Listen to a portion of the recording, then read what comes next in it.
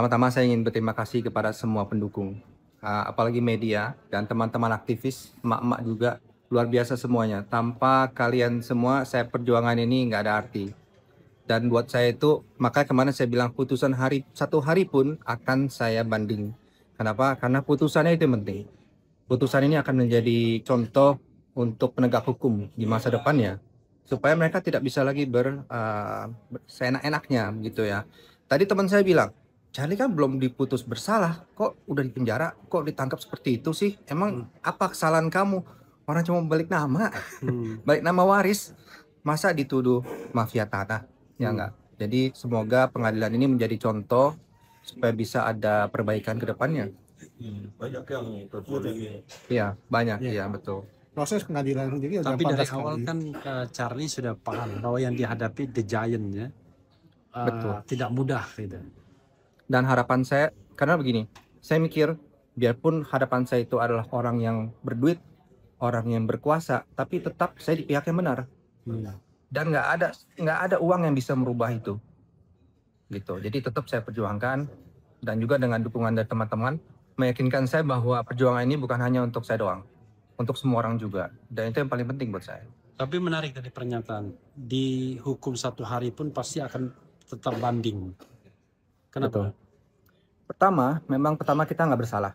Kedua, pengadilan itu harus menjadi penegak hukum yang benar. Kita tidak mau ini menjadi contoh untuk para mafia tanah lainnya. Kemudian menggunakan cara yang sama. Kita duduki dulu itu tanah. Kita preman mafia tanah bakal didukung oleh pengadilan. Nah, kita nggak mau seperti itu. Jadi itu bakal jadi jurisprudensi yang sangat buruk. Gitu. Selama ini dalam mengikuti persidangan ini apa feeling, perasaannya? Kalau jaksa udah pasti berpihak pada mereka. Iya. Tapi kalau hakim saya lihat masih netral. Dan saya lihat di bawah ada poster Hakim Muhammad, ketua pengadilan negeri ini, ada poster menjadi contoh untuk hakim yang lain gitu. Jadi saya Mudah-mudahan dia tidak takut sama oligarki. seharusnya tidak sih, karena kalau dia memilih di pihak yang benar itu sudah jelas, bukti-bukti sudah ada, nggak ada celah. Dan mungkin ya kalau memang dia harus ditekan dengan tekanan oligarki, ya salah sendiri oligarki menggunakan hukum yang seenak-enaknya aja. Minimal kalau mau ngerjain orang harus dengan yang benar hukumnya gitu kan, bukan sembarangan gitu. Ada harapan terhadap pemerintahan sekarang, seperti kasus Tom Lembong, ada abolisi macam-macam? Menurut saya abolisi buat saya orang biasa hampir mungkin tidak akan terjadi. Harapan saya hanya hakim menegakkan hukum keadilan, itu aja. Nggak perlu sampai Prabowo turun tangan. Tapi seandainya pengadilan tidak bisa independen bagaimana? Banding. Kita banding sampai PK. Saya yakin pasti ujung-ujung menang. Yakin. Kasih bro, persiapan untuk sekarang mau lagi ngapain? Pledoi dari kuasa hukum dan hari ini akan dibongkar semuanya. Rencana putusan diperkirakan setelah pledoi ini kapan? Replik Tanggal 19. Oh, tanggal 19 Agustus minggu depan. Agustus itu udah pasti putusan? Sudah pasti putus. Oke, Bahkan sesuai jadwal ya? Sesuai jadwal, bahkan kita minta mundur nggak dikasih sama majelis hakim. Oke. Harus sesuai jadwal. Jadi selama ini majelis hakim memang sangat profesional. Tidak pernah ada satupun jadwal pengadilan yang dilewatkan atau di delay. Termasuk cepat ya, ini 3 bulan ya? Ya, bulan Mei, Juni, Juli, Agustus, ya, 3 bulan. Sangat cepat. Biasanya 6 bulan ini. ya, ada yang sampai 1 tahun yang pedasnya itu.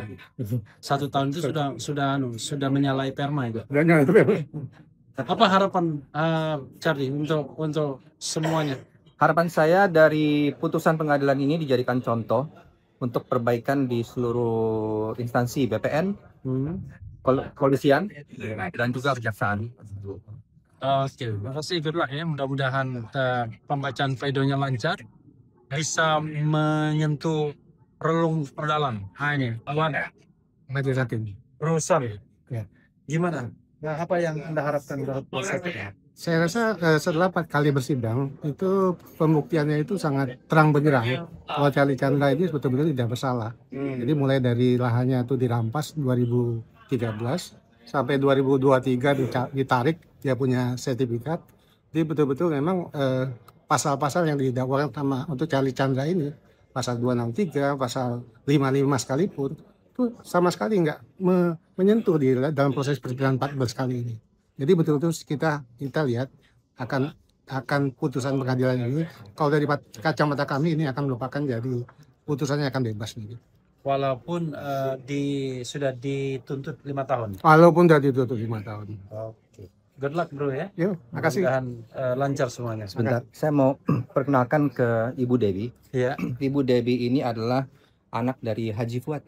Nah, coba Ibu Dewi perkenalkan diri dan coba jelaskan apa sih kasusnya. Oh iya, aku Devi putri dari salah satu korban Pak Haji Fuad Effendi. Sama papa saya juga,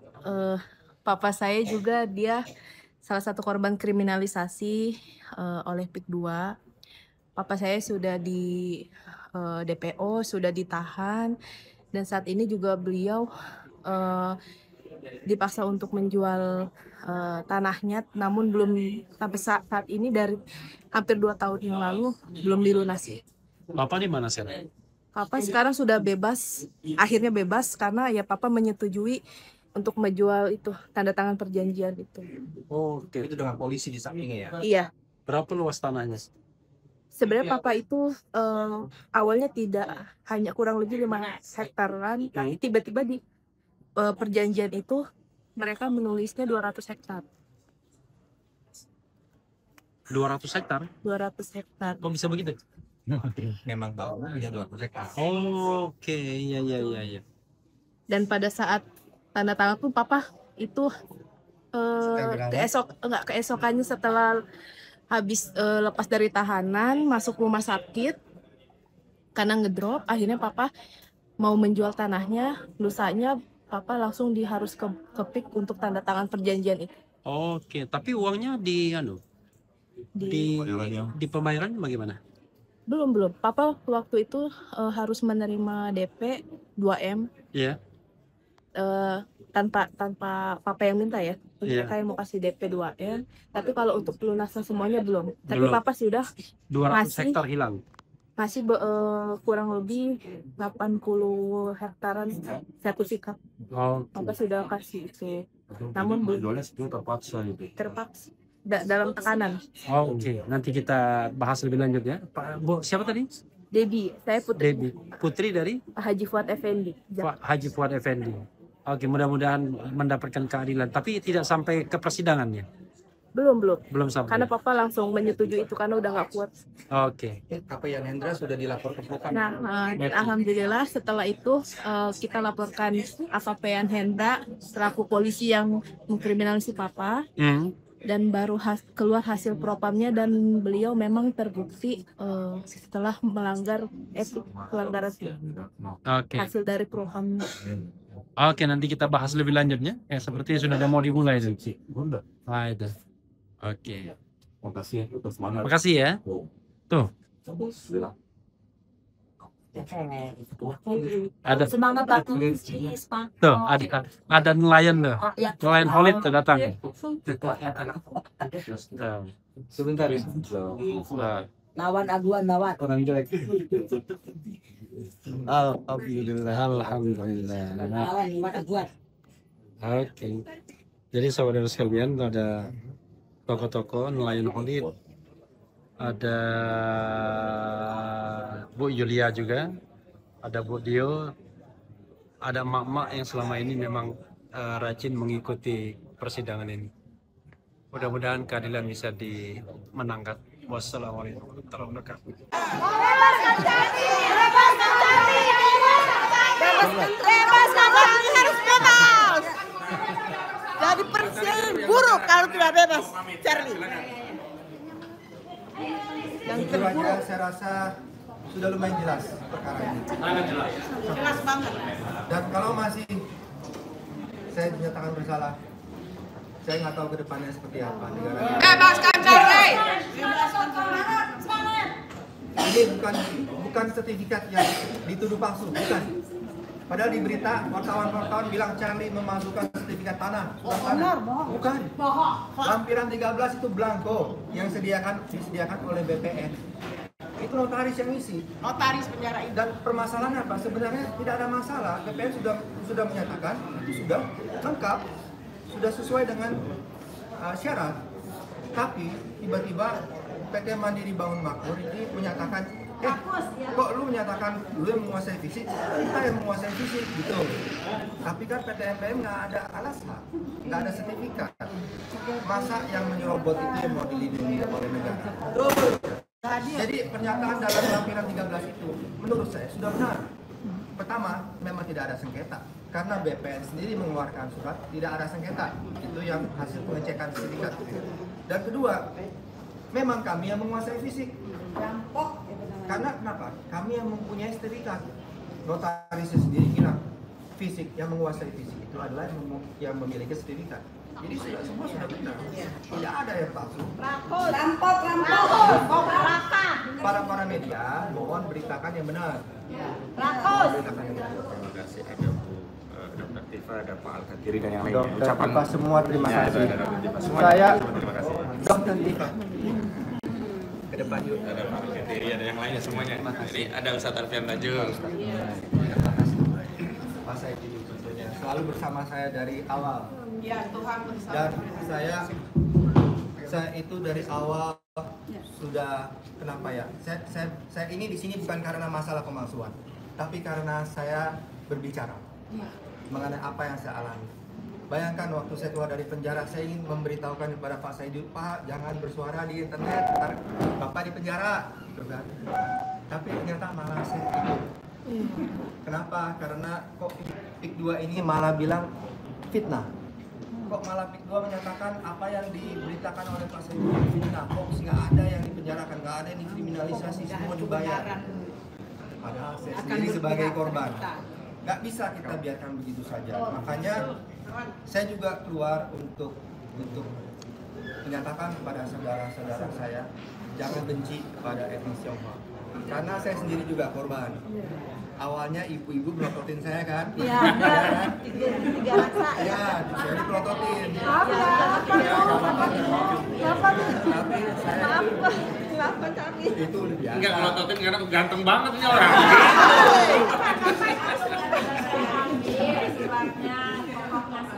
Iya. Dan saya bagi-bagi. Emang benar sih dikira orang yang aguan. Iya betul, pikir orang aguan ini. Nah, saya itu hanya menunjukkan diri, saya itu juga korban. Jangan benci pada etnis Tionghoa.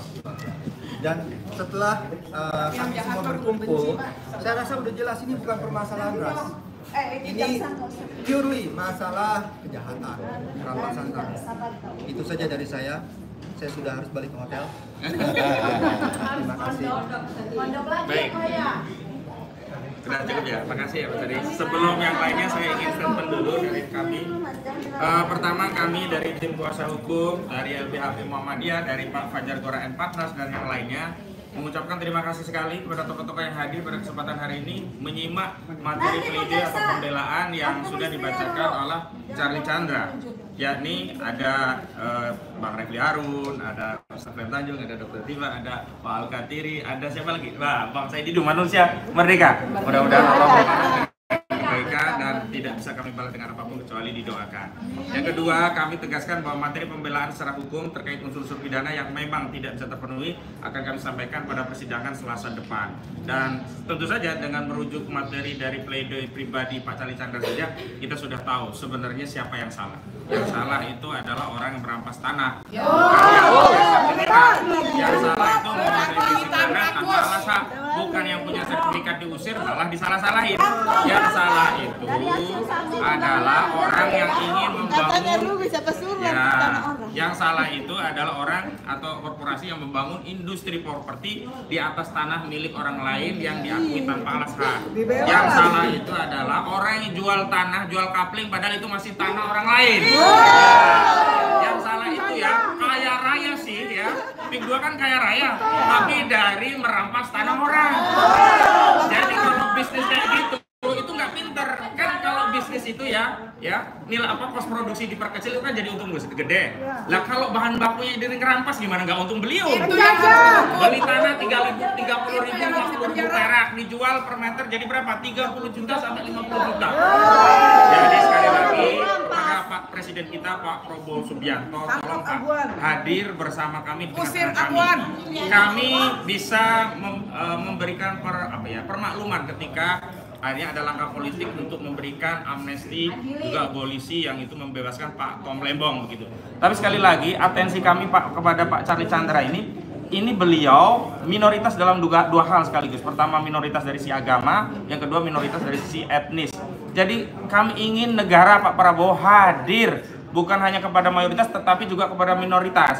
Kami ingin negara hadir ya, membebaskan belenggu kezaliman dari Pak Charlie Chandra. Kami ingin Pak Prabowo negara hadir membenahi hukum kita, menertibkan ya aparat penegak hukum kita sehingga ada kepercayaan penuh kepada negara. Kenapa? Karena rakyat merasa aman, tentram, ada negara yang melindungi mereka.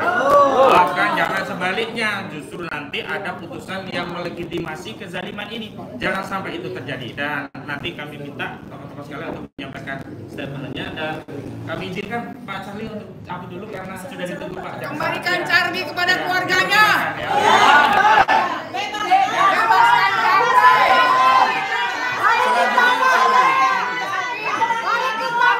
Selanjutnya Bang Samsin dulu ya. Nanti kita statementnya dari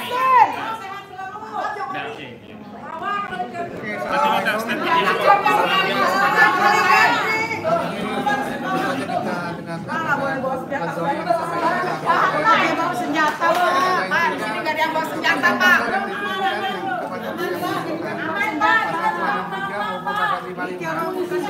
Pasal-pasal yang tidak pantas dan tidak termasuk unsur-unsur yang disangkakan kepada dia, sehingga tentunya tadi dia sampaikan kalau majelis hakim ini adalah wakil dari Tuhan, sehingga tentunya satu hari pun dia tidak ikhlas, tidak rela untuk dia hukum, sehingga dia mintakan kepada majelis hakim untuk putus dia bebas dalam perkara ini. Terima kasih. Assalamualaikum warahmatullahi wabarakatuh. Ustaz aja dulu. Ya, yang berkenan hadir. Bismillahirrahmanirrahim. Saya lebih dari 46 tahun. Yang ingin saya katakan adalah bahwa proses ini adalah proses yang ada di posisi yang sangat mengerikan. Karena secara totalitas 88% sertifikat tanah di Tangerang Raya memang sudah di tangan orang-orang Cina itu, orang-orang oligarki itu. Jadi menurut saya seluruh masyarakat ini semua terjadi karena banyaknya pengkhianat yang orang-orang yang tidak mau mengatakan bahwa mengaku anak kampung sini, tetapi membela musuh-musuh negara, membela para oligarki dan membela orang-orang yang memberikan kemudahan duniawi. Saya mengikuti utuh tadi pembacaan pledoi dari Pak Charlie Chandra. Kelihatannya jawaban yang paling rasional adalah beliau dibebaskan. Pengalaman saya mengalami hal yang sama. Kalau tuntutannya 5 tahun, biasanya pihak kejaksaan punya alasan-alasan yang tidak jelas untuk tetap memberikan vonis. Maka dari itu turunnya dukungan penuh dari Bapak Presiden Prabowo Subianto, mungkin satu pilihan yang harus ada yang bisa mengakses, segera diumumkan bentuk apapun sehingga Pak Charlie Chandra bisa pulang dan bebas secara aman. Itu dari saya. Semoga perjuangan masyarakat Indonesia untuk membuat Indonesia berdaulat tetap dalam keadaan Indonesia merdeka 17 Agustus, merdeka untuk semua, merdeka untuk orang-orang kecil dan merdeka untuk melawan oligarki. Ya, selanjutnya Dr. Diva. Pak Al-Qadiri juga kemari, tolong. Nah, sekarang Dr. Diva dulu. Bang Refli jangan lupa nanti, jangan pegangin kamera. Nanti nggak jangan pegang. Assalamualaikum warahmatullahi wabarakatuh. Saya hadir pada persidangan yang macam Chandra ini sekaligus sebagai sebuah dukungan. Jadi dari awal kita lihat sama-sama bahwa inilah kezaliman yang terjadi di negara kita. Dan ternyata ketika kezaliman terjadi tidak pandang bulu kepada semua orang. Kita semua bisa terkena. Pak Charlie Chandra memberikan contoh. Kita selama ini mungkin mayoritas kita merasa bahwa Tionghoa itu selalu superior, selalu punya privilege lain. Tapi Pak Charlie Chandra membuktikan kasus ini bahwa kita semua ternyata memiliki ancaman yang sama. Jadi benar-benar bukan soal negara yang tidak hadir, tapi Pancasila juga diinjak-injak. Karena persoalan kita ini kita punya dasar negara, kita punya undang dasar 145 di dalam kasus Pak Charlie Chandra jelas semuanya itu diabaikan. Jadi apa artinya negara kalau kita sudah tidak punya lagi dasar negara, kita tidak lagi memegang harkat Undang-Undang Dasar 1945. Jadi ini kembali kita juga memiliki sebuah optimisme dengan pemberian abolisi dan pemberian amnesti terhadap 1.128 orang yang menjadi hadiah untuk hari ulang tahun kemerdekaan. Jadi ini Pak Charlie Chandra, mudah-mudahan jelas ya kita semua dengan kecerdasan akal kita sebagai rakyat Indonesia tahu ya bahwa ini adalah sebuah kezaliman. Tidak ada pidana sama sekali di sini. Bahkan Pak Charlie Chandra mendapatkan kezaliman dengan bentuk penjarahan ya, artinya pengambil alihan dari hak-haknya beliau gitu ya. Dan ini seandainya hukum berdasarkan Pancasila dan berdasarkan Undang-Undang Dasar 195 tidak tegak di pengadilan ini untuk Pak Charlie Chandra, apa artinya negara ini?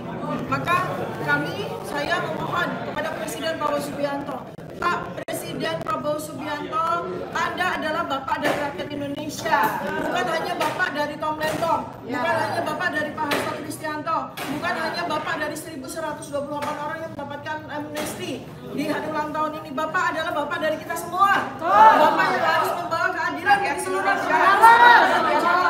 Bapak yang harus menghadirkan hukum kembali yang sudah diinjak-injak 10 tahun. Bapak harus kembali membawa kepada hukum menjadi keamanan bagi kita semuanya. Kita semua 280 juta rakyat Indonesia merasa hukum telah diinjak-injak selama ini. Karena itu Bapak Presiden Prabowo Subianto, kami mohon hukum kembali.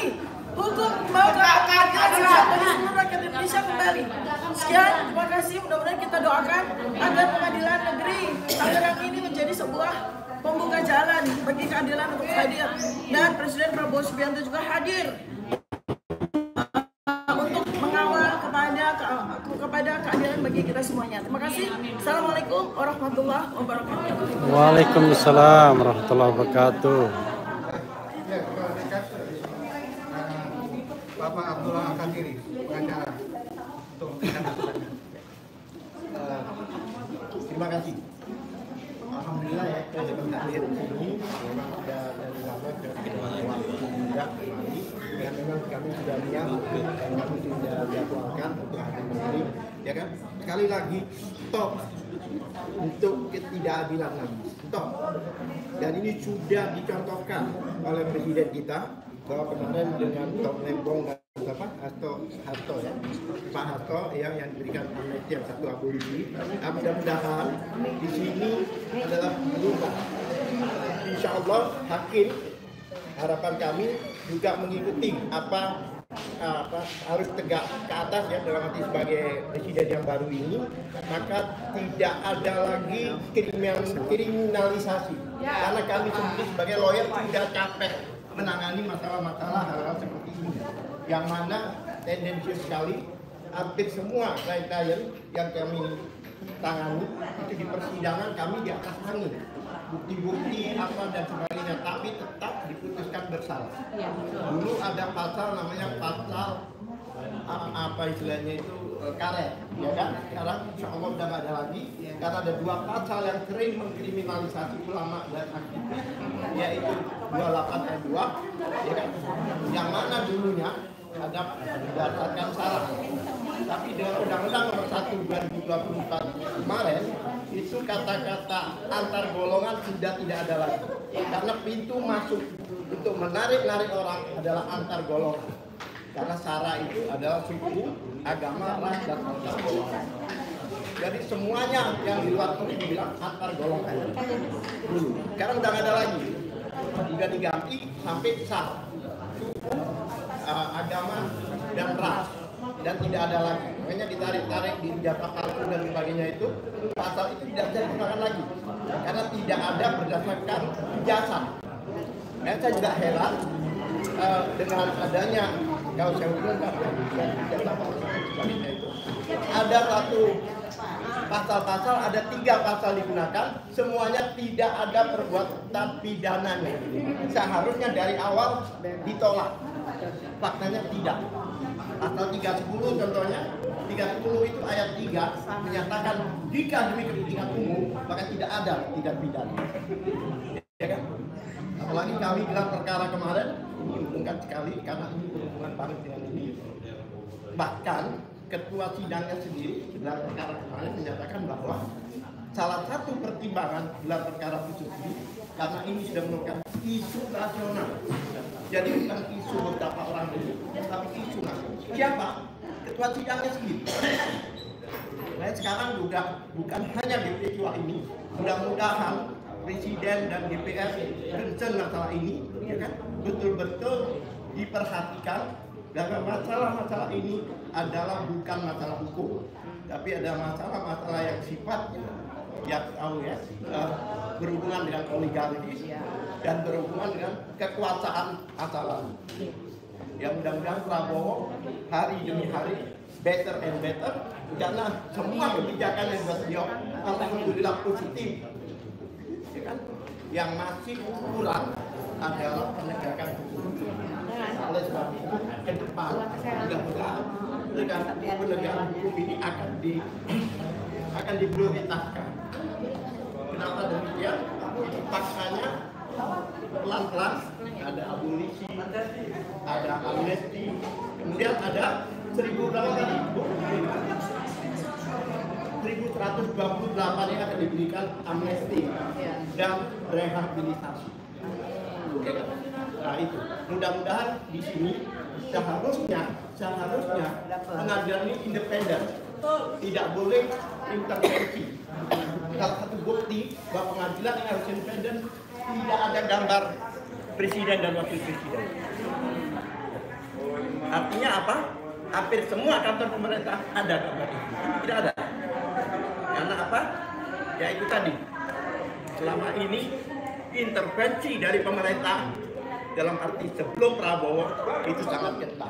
Harapan kami dengan sesuatu yang kebaikan-kebaikan kesejahteraan rakyat diperbaiki, semuanya diperbaiki.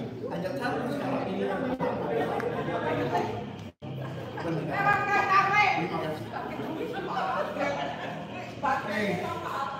Hari ini sidang juga dihadiri oleh manusia merdeka dari awal sampai akhir. Silakan Pak Said. Kita beralih sini. Saya baru mendengar dari Sumatera mendengarkan hal yang sama. Jadi Bapak Presiden kemarin memberikan abolisi dan mengoreksi proses hukum yang terjadi di ruang pengadilan. Saya berharap Charlie Chandra itu hakim yang mengoreksi pembelokan hukum di dalam ruang pengadilan. Jangan lagi Pak, jangan lagi Presiden Prabowo. Nah, kalau hakim ini mengoreksi itu artinya hakim sudah menjadi penegak hukum, menjadi jalan yang benar. Jadi janganlah Prabowo di jalan yang benar, tapi penegak hukum masih di ruang sidang menggunakan hukum untuk membelokkan penegakan. Ini kayak yang terjadi kepada Presiden Prabowo. Saya ingin menyatakan bahwa kasus ini sangat prinsip karena ini terjadi di seluruh Indonesia. Apabila Chandra Charlie dihukum dengan pesanan oligarki yang kerjasama dengan aparat, dengan BPN dan lain, maka seluruh Indonesia akan terjadi. Dan saya pikir tanah-tanah rakyat seluruh Indonesia akan habis karena membangun contoh keberhasilan Aguan dan kawan-kawan untuk mengkriminasi orang yang jaraknya hanya puluhan kilometer dari istana. Terbayang di Papua sana akan habis tanahnya semua. Nah, ini sangat prinsip. Saya tidak titip pada Prabowo, saya menitip kepada penegak hukum.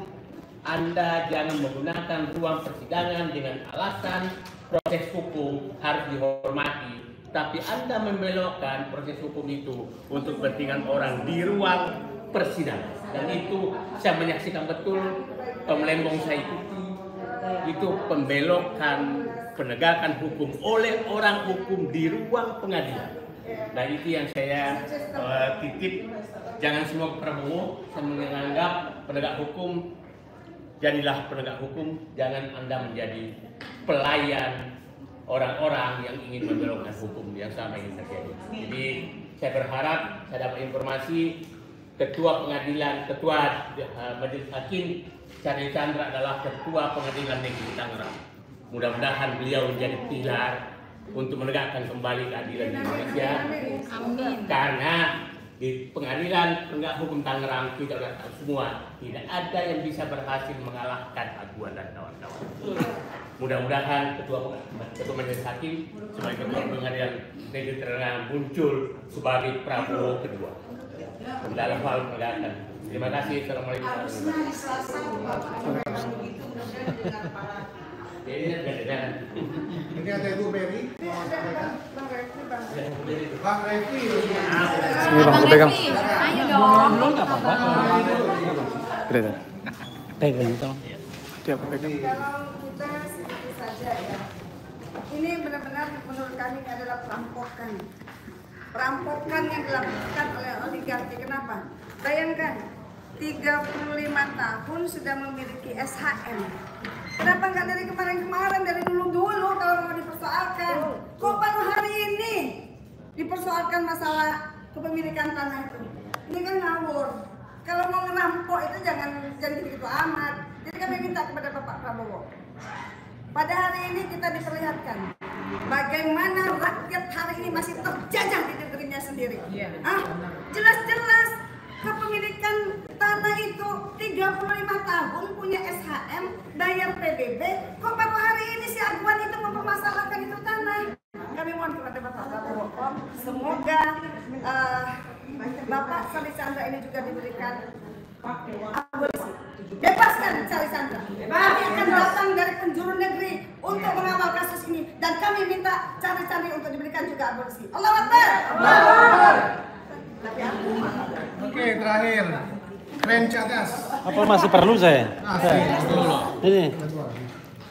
Udah nggak ada lagi orangnya? Ini closing. Jadi sini ya? closing statement juga kan. Assalamualaikum warahmatullahi wabarakatuh. Semua, saya bahagia bisa membersamai Capi Chandra di sini. Ketika saya datang ke Tom Lembong, ada satu hal yang saya katakan. Kenapa saya mau datang ke sidang Tom Lembong? Karena saya percaya bahwa Tom Lembong punya moral standing. Dia tidak bersalah, dia korban dari kriminalisasi. Nah, hal yang sama terjadi pada Capi Chandra. Saya paham kasus ini karena saya mengikuti dari awal dan berapa kali saya mengundang Capi Chandra di channel saya. Mudah-mudahan keadilan bisa ditegakkan di sini atau keadilan kita tegakkan di tempat lain. Ya, dan mudah-mudahan tidak perlulah Prabowo harus mengeluarkan abolisi. Kita harapkan pengadilan sini yang membebaskan Capi Chandra. Karena itulah hakikat dari sebuah pengadilan, yaitu agar pencari keadilan mendapatkan keadilan. Mudah-mudahan ya. Mudah-mudahan Capi Chandra dibebaskan karena dia tidak bersalah. Wassalamualaikum warahmatullahi wabarakatuh. Waalaikumsalam.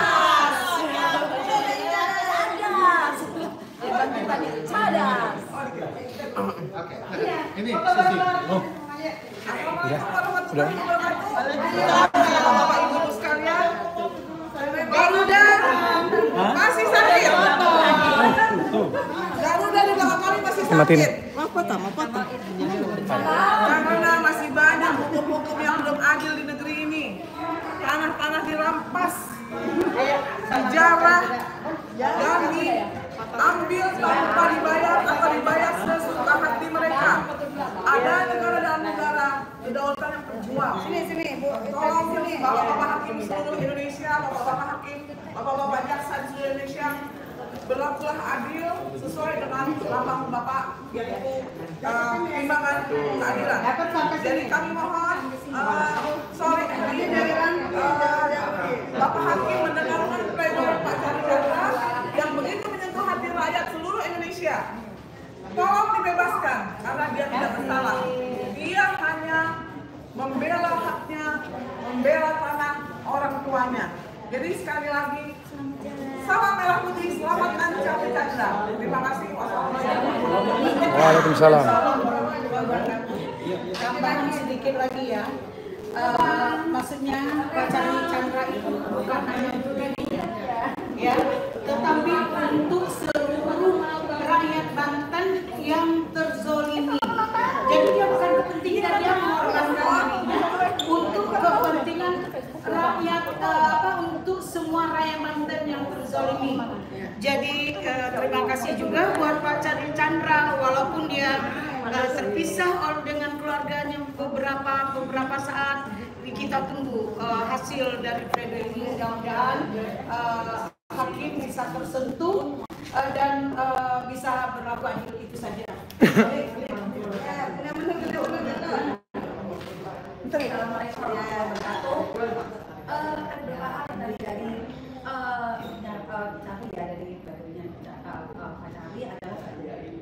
Beliau adalah minoritas, tapi sebagai minoritas dia mau berjuang. Hero-nya tinggi. Dia mau berjuang dengan apa yang sudah dimiliki. Memang haknya, hak dari bapaknya. Jadi padahal itu cuma legacy ya. Nah, semoga dengan kasus Pak Cari ini juga mendorong para minoritas bangkit. Kalian jangan merasa minoritas, karena selama kalian masih berbangsa Indonesia, kemudian kalian selalu menyebutnya kalian apa sih Cina Indonesia. Kita punya hak yang sama, kita itu bersaudara. Jadi bangkitlah para saudara-saudara Cari. Ya, saya nggak mau bilang kalau kaum minoritas enggak, karena kalian adalah saudara-saudara kami. Lindungi apapun hak kalian yang sudah dirampas oleh oligarki, oleh Anwar sialan itu, dan juga kepada rakyat Banten. Ingat Pak Cari, dia berjuang untuk warisan ya, yang sebetulnya mungkin warisannya itu adalah tanah yang mungkin nanti akan sebagai bukti untuk anak cucunya kalau mereka punya legacy dari buyutnya ya. Tapi kalian para rakyat Banten, tanah yang kalian perjuangkan itu adalah tanah yang kita hidup dari situ, hendak hidup dari situ. Jadi harusnya perlawanannya itu harus 10 kali lipat dari pacaran. Saya, walaupun saya bukan orang Banten, tapi kalau ada tanah yang sudah direbut oleh oligarki, oleh aduan, pasti suatu saat nanti mereka pasti akan masuk haknya. Jadi saya akan kayak terima kasih.